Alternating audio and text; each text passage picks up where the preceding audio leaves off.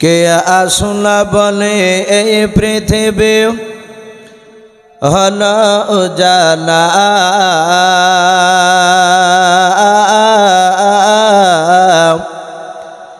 কে গাইল এসে সাম্যের গারু শূন্য কাফেলা।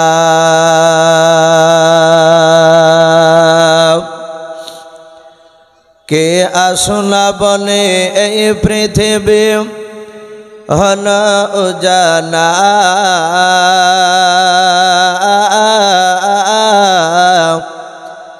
কে গাইল এসে সাম্যের গারু শূন্য কাফেলা।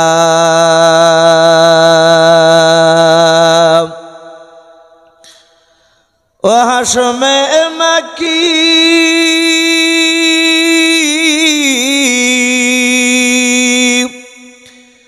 ও হাশমে মাকি মাদানী শাহে মদিনা,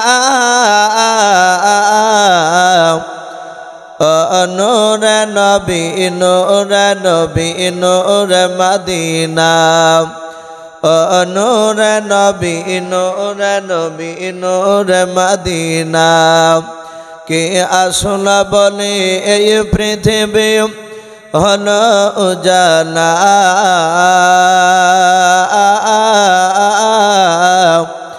কে গাইল এসে সাম্যের গারু শূন্য কাফেলা।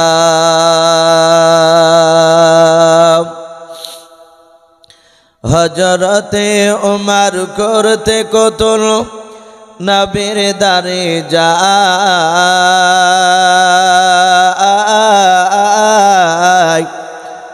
আর নোরানি তার চেহারা দেখে ওমর ফেদা হয়ে যায়। বলুন সুবহানাল্লাহ।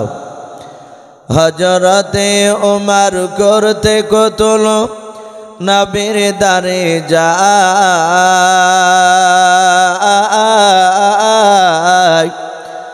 আর নোরানি তার চেহারা দেখে ওমর ফেদা হয়ে যায়। যার মায়াবী চেহারা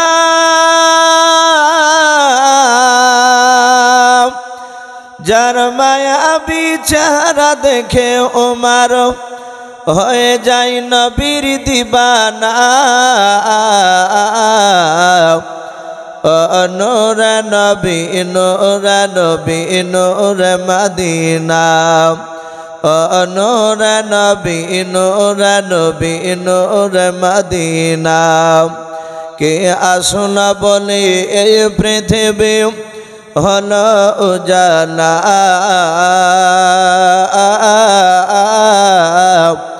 কে গাইল এসে সাম্যের গারু শূন্য কাফেলা।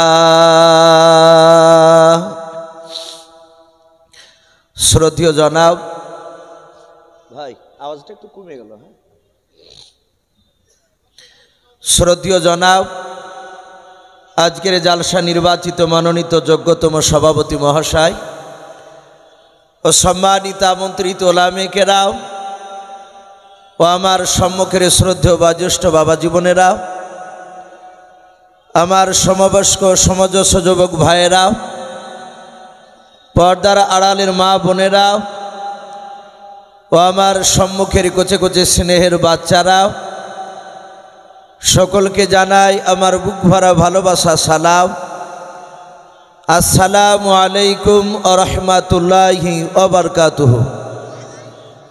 আলহামদুলিল্লাহ, সমস্ত প্রশংসা হামদ ও নাত সাধনা ভোজনা সে মহান রব্বুল আলামিনের জন্য, যে মহান রব্বুল আলামিন আমাদেরকে বড় ভালোবেসে রহম করে বিভিন্ন গুনার মজলিস থেকে বাছাই করে নিয়ে সে মহান রব্বুল আলামিন আমাদেরকে তার পেয়ারা হাবিবি জনাবে মোহাম্মদ রাসূলুল্লাহ সাল্লাল্লাহু তাআলা আলাইহি ওয়াসাল্লামের মহব্বতের মাদ্রাসায় এ দ্বীনি মজলিসে আমাদেরকে কিছুক্ষণ বসার তৌফিক দান করেছেন।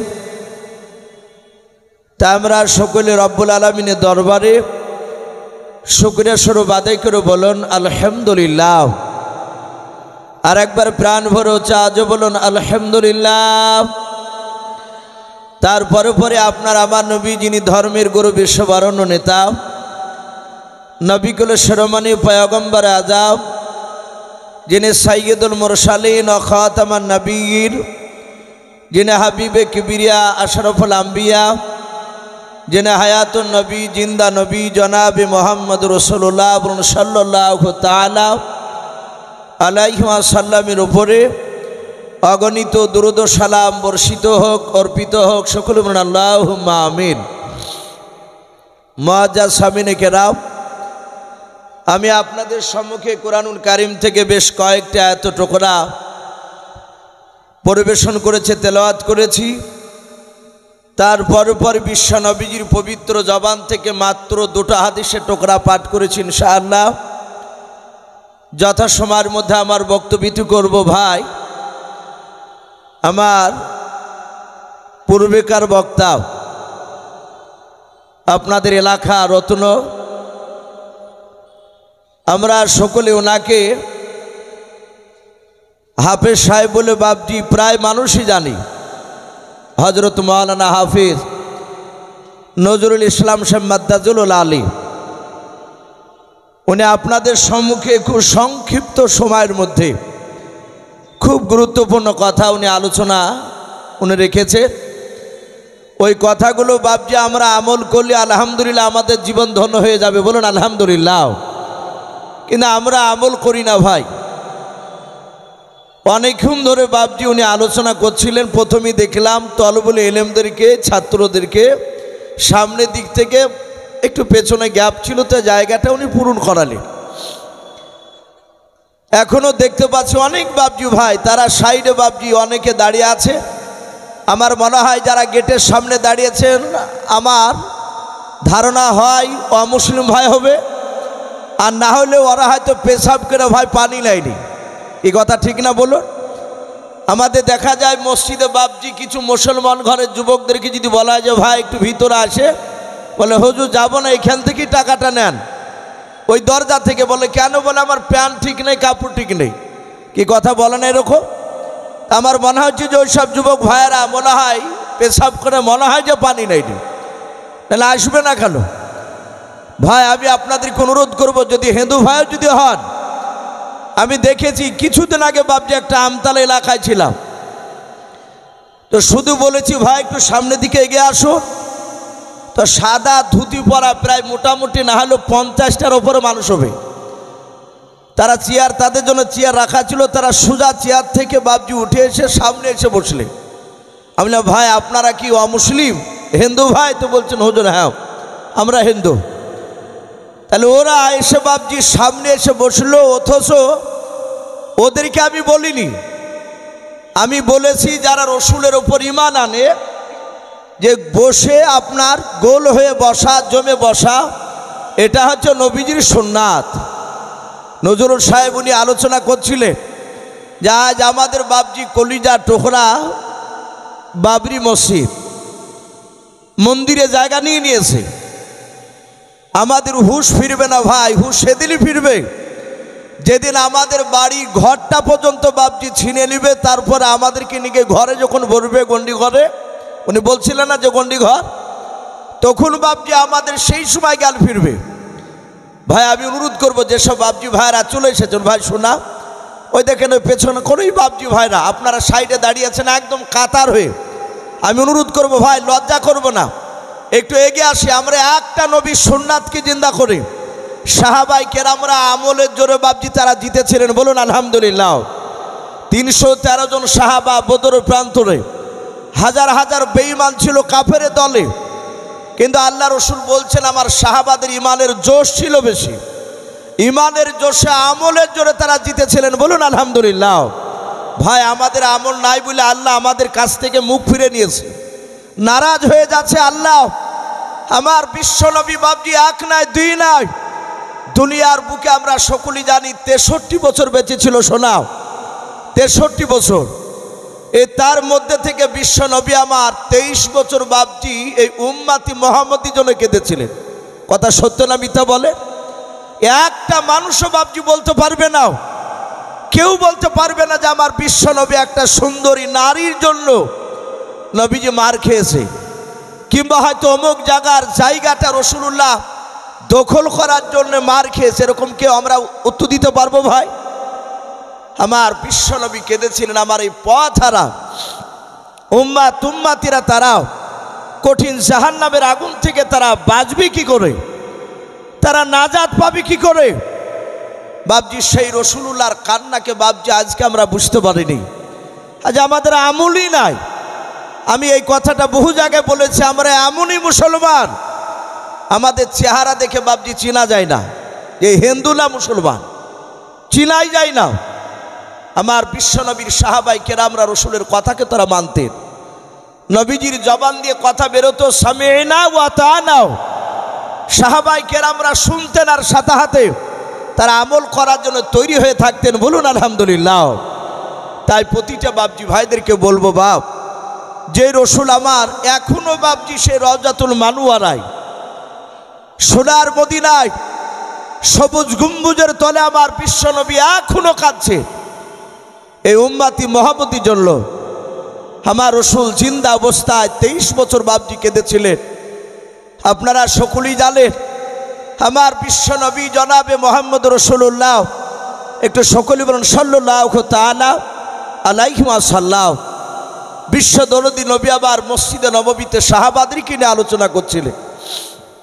আমার রসুল সাহাবাদেরকে এত ভালোবাসতেন, সাহাবাই কেরামরা বলছেন বিশ্ব নবী আমাদেরকে খুব ভালোবাসতেন, একটি বেলা না দেখলে থাকতে পারতেন না। আমরাও সাহাবাই কেরাম নবীকে এত ভালোবাসতাম, আমার বিশ্ব নবীকেও আমরা একটি বেলা না দেখলে আমরাও থাকতে পারতাম না।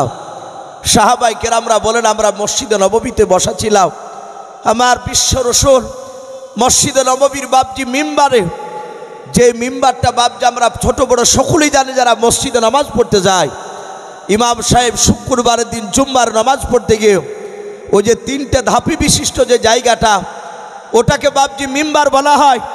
সাহাবাই কেরাম বলেন দেখলাম বিশ্বনবী সে মিম্বারের ওপর বসে পড়লেন। আমার দরুদে নবী আমাদের চেহারার দিকে চেয়েছে, বিশ্বনবী কথা শোনাছিলেন জান্নাত জাহান্নামের কথা। আর ওই সময় হঠাৎ করে দেখলাম বিশ্ব দরদি নবী আমাদের দিকে না তাকিয়ে আসমানের দিকে উপর দিকে তাকাতে লাগলেন। সাহাবাই কেরামরা বলেন আমরা আশ্চর্য হয়ে গেলাম, নবী আমাদের দিকে আর তাকাচ্ছেন না কেন, নবী উপর দিকে কেন তাকাচ্ছে? আমি যেমন আপনাদের দিকে তাকে কথা বলছি, আপনারা আমার দিকে তাকাচ্ছেন। আর সাহাবারা তো জানতেন যে বিশ্বনবীর চেহারার দিকে তাকালে মহব্বতে জীবনের গুনাহগুলো মাফ হয়ে যায়। বলুন আলহামদুলিল্লাহ। এত দামি নবী আমাদের, সেই নবী সাহাবাদের দিকে তাকিয়ে থেকে কথা বলছিলেন। সাহাবাই কেরাম রাদিয়াল্লাহু তাআলা আনহুম আজমাইন গণেরা বলেন আমরা দেখলাম নবী আমাদের দিকে আর তাকাচ্ছিলেন না, উনি আকাশের দিকে তাকাতে লাগলেন। সাহাবাই কেরাম বলেন দেখলাম বিশ্বনবী যেন কার সঙ্গে অপরদিকে মুখ করে কার সঙ্গে যেন কথা বলছিলেন, কিন্তু আমরা বিশ্বনবীর কথার আওয়াজটা শুনতে পাচ্ছিলাম, কিন্তু নবীজি যার সাথে আসমানের দিকে তাকে কথা বলছিলেন ওনার কথা আমরা শুনতে পাচ্ছিলাম না এবং ওনাকে আমরা দেখতে পাচ্ছিলাম না। আমার বিশ্বনবী দরদি নবী জনাবে মোহাম্মদ রাসূলুল্লাহ বলুন সাল্লাল্লাহু তাআলা আলাইহি ওয়াসাল্লামের জীবনীতে এসেছে নবী যখন প্রথম আসমানের দিকে তাকালে রসুল যার সাথে কথা বলছিলেন কিতাব লিখেছে উনি ছিলেন সম্রাট জিবরিল আলাইহিস সালাম। আমরা ফেরেশতাকে দেখতে পাই ভাই, কথা বলে আমরা দেখতে পাইনি। সেই হতভাগা বাপজি আমরা এখনো হয়ে আছি, সেই নবীর আশিক দিবানা হতে পারি নাই। কিতাবে লিখেছে যদি বাপজি প্রকৃতি সে আল্লাহর বান্দা হওয়া যায় আপনি ফেরেশতাকে দেখতে পাবেন না, তা নয় আপনি দেখতে পারেন।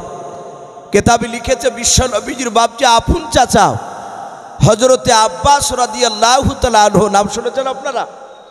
নবীজির আপন চাচাও, বিশ্বনবীর আব্বারা টোটাল ভাই ছিল 10টা, তার মধ্যে থেকে বাপজি নবীর কিছু চাচা ছিল বেঈমান, রসুলের কথা তারা মানে নাই। আর কিছু নবীজির চাচা ছিল তারা নবীর জন্য জীবন দিতে দাঁড়িয়ে যেতেন, জীবন দিয়েছেন, এরকমও বাপজি হাদিসে এসেছে।